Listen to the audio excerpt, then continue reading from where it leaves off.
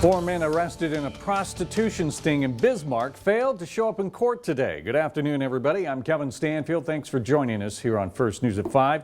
Monica Hannon has the day off. Bismarck police conducted the sting operation last month by posting an online ad for escort services. Now, 8 out of the 17 men busted in that sting were scheduled for arraignments this morning. A man led police on a high-speed chase last night on Highway 2 in McKenzie County. He may have been driving a vehicle that was reported stolen from the Four Bears Casino in Newtown. That suspect was arrested and faces multiple charges. We'll have more information as it becomes available. Bioengineers at Johns Hopkins University have asked for someone to help them design a better Ebola protection suit. Vanessa Welch reports a wedding dress maker is answering the call.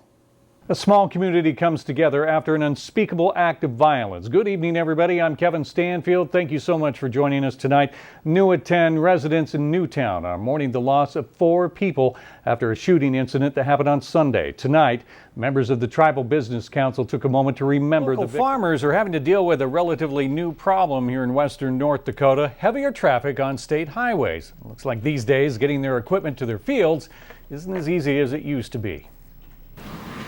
Highway 2 just west of Minot is the perfect example of change that's been happening all over western North Dakota.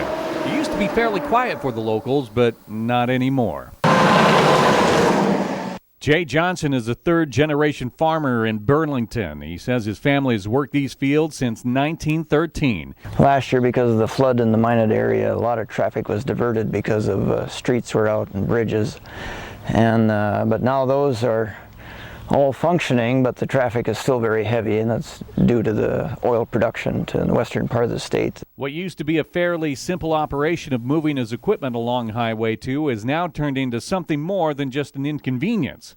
Johnson says nowadays he has to plan his farming operations around the traffic flow on Highway 2. Before you really didn't give it a thought. You went down to the approach and you waited for a car or two and you moved across. Well, now those 2 lanes are so full that it's hard to get on, for one thing, and if you do get on, you're causing such an obstruction to traffic that it makes it a little more dangerous. The issue of increased traffic here on Highway 2, it isn't just a semi-truck problem, although there are a lot of them out here. It's just an increase of overall traffic.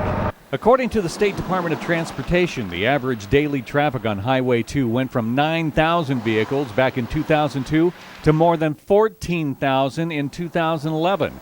And according to the North Dakota State Patrol, it's the responsibility of motorists on the highway to be aware of farm equipment and to be especially cautious during planting and harvesting seasons. I'm Kevin Stanfield, and this, co-host Monica. We wait for Renita to come on. I was going to say, have you met Renita? Kevin, can you push that above your head, honey? Not in a suit. Oh, it can't reach very high. Every time you cuddle with somebody, it is not foreplay. It is. It is. It's foreplay. All right, guys. I know what one you're going to take a bite out of. Watch this here. Drum roll. Whoa! Okay, there we go. Yes. Now let's do this one here. Right. Are we clear? Ladies and gentlemen, Blue Moon Rising. What's the secret to a long-lasting marriage? And she, without question, said separate checking accounts.